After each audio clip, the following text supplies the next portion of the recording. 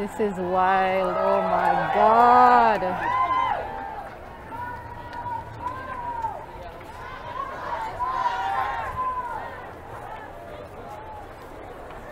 Thank you, Barrie, for coming out and showing out.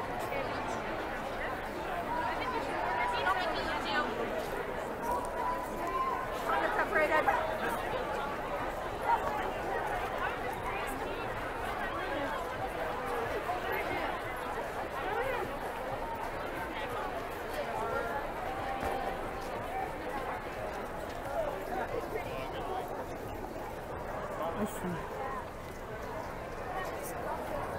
Oh. Of color. Come on now.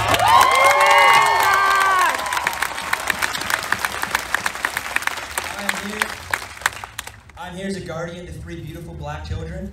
I'm here as a partner to a beautiful black woman.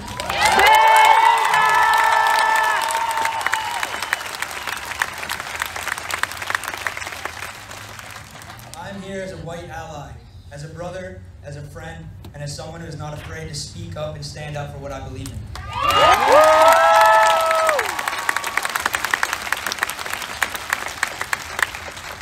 This is bigger than me. This is bigger than my friends or my job or anything else.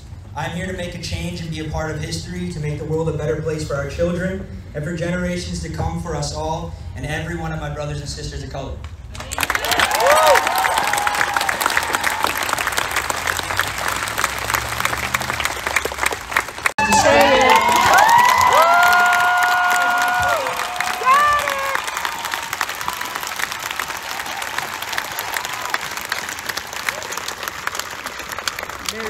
Pulling your phone out and videotaping a man losing his life in cold blood is over.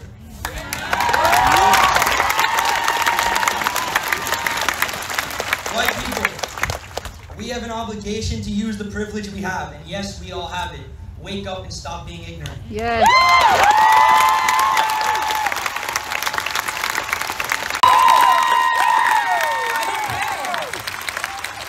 If you don't think it's professional, then don't hire me then. Don't hire me then. I'm good. So, you know, I just want to speak on, you know, the city that I've grown to love, and the city that I've kind of grown in, and it's changed a lot, and it's really great. And honestly, it's truly touching to see all the members of the community to come out and support our cause, because it doesn't really affect all of you, but it affects the world.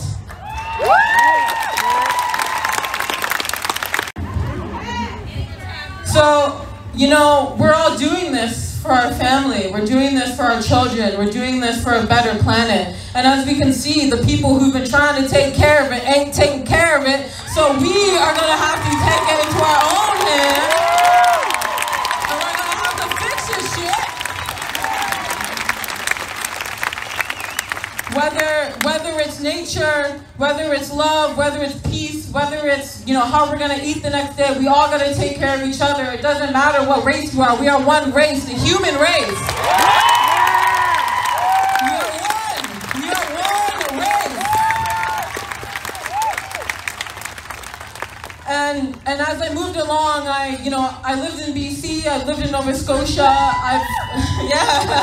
I've experienced racism in all forms, and even in the corporate level, you know, like I've had friends who said that they were there for me, and I turned my back and they're, you know, calling other people the N-word, and they're saying shit like, well, I didn't own slaves, and they're saying shit like, well, you're not really black. It's like, you can't say shit like that.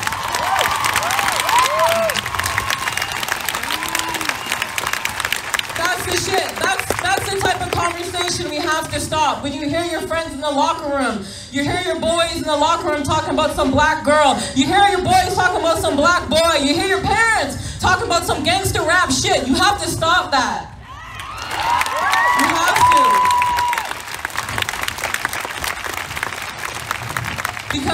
Because that's the stuff that matters. It doesn't matter that you're posting a fucking black square. I don't care about your black square.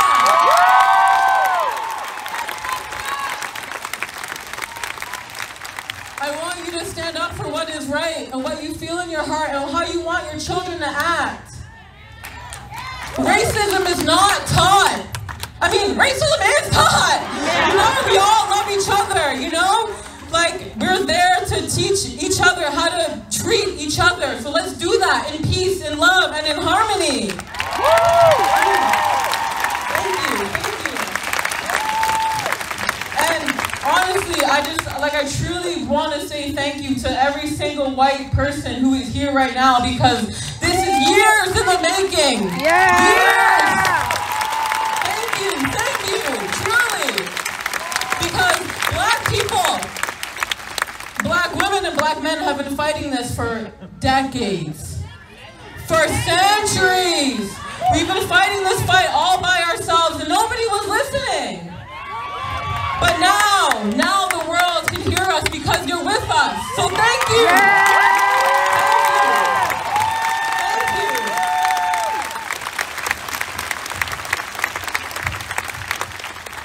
And so on that note, I would just like to quote one of my favorite people in the whole entire world, my hero, probably should be your hero, the late Malcolm X.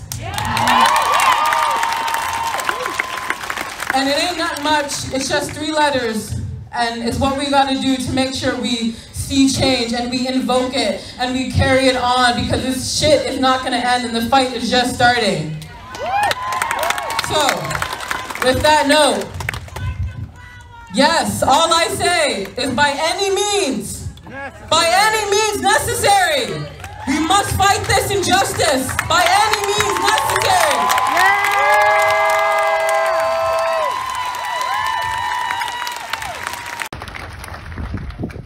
Okay, so firstly, I want to send out my deepest condolences to the Courtesy Paquette family, to the George Floyd family, to Tony McDade, Breonna Taylor, Sandra Bland, Ahmaud Arbery. My heart, honestly, is so saddened. Like, there's so many more names that should be added to that list, but I don't have time to sit here and take up all your evening.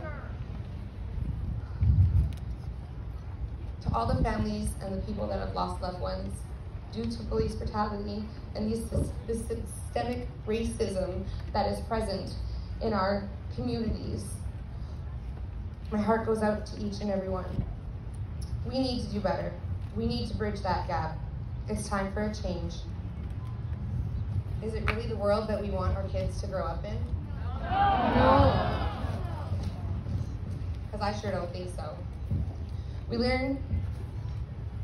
need to learn to grow so we can be better allies to fight against racism, police brutality, systemic racism, social injustices that are deep-rooted. We may not feel them as white people, but there are people that are oppressed. 2 years ago, my family's lives changed forever. This town changed forever, to be honest with you.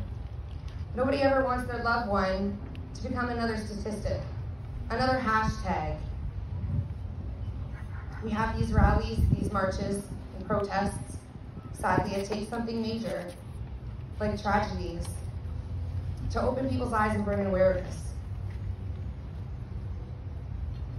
Friday, June 22nd, 2018 will forever be imprinted in my family's brain and nightmares. We're here for you.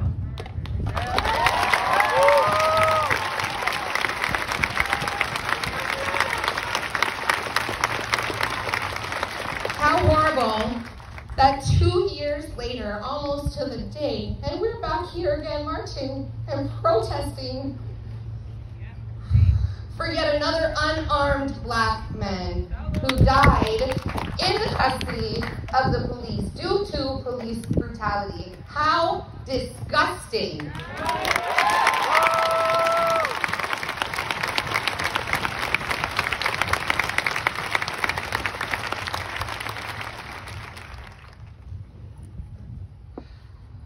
Even when these men cried out, George Floyd cried out for his mother. He cried out, "I can't breathe." Orlando cried out too. I can hear it vividly in my head. It replays. That's the thing they don't tell you, is that the hurt and the pain still goes on. I still hear his voice cry out, "Hey man, Well, if a police officer came up and kicked me in the side of my head, I'd be yelling, "Hey man," too, because you caught me off guard. That replays in my head and haunts me. Those are the things that they don't tell you.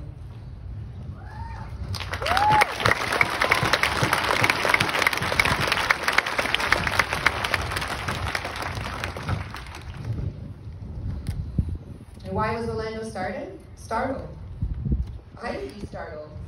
He was laying under a tree in the shade after having something to eat at Popeyes, which was one of his favorite restaurants, to have an officer kick him in the side of the head.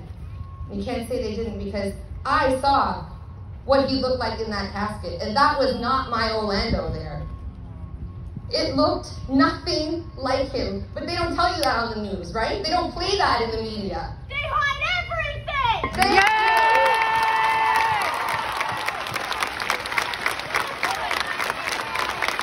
They don't tell you that the camera was turned off in the room, that the date and time stamp weren't recording the proper date and time. We don't get to see those things in the news and the media, right?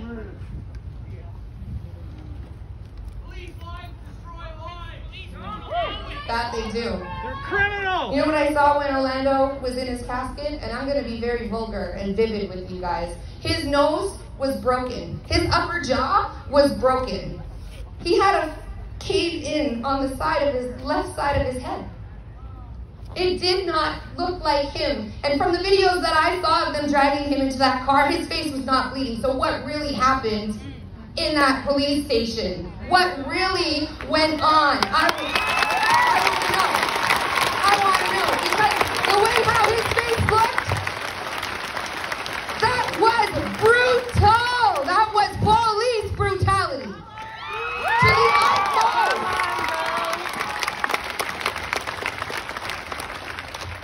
How convenient, right? That, cameras aren't recording properly. I would still like all this explained, and we're still fighting to this day. 2 years later, we're still fighting because it's a long process, but they don't tell you all that. When the rally stops, we're still left to pick up the pieces.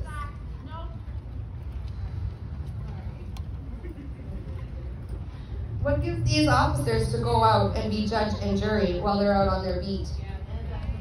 And executionary, yes, exactly. What happened to having the right to a fair trial? What happened to being innocent until you're proven guilty? This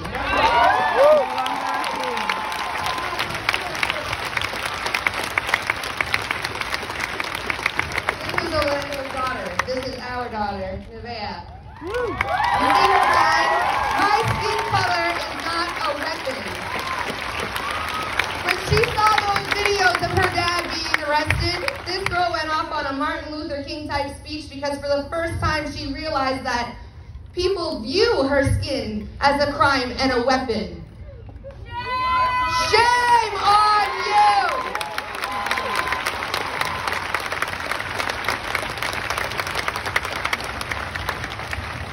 Everyone, regardless of color, race,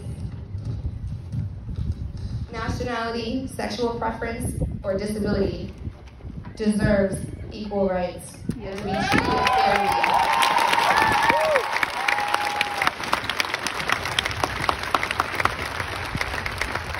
I want to thank everybody for coming out. I really appreciate it. As a family that's been affected firsthand by police brutality, and we're still day by day making it through. I really do appreciate seeing all of you faces. It warms my heart.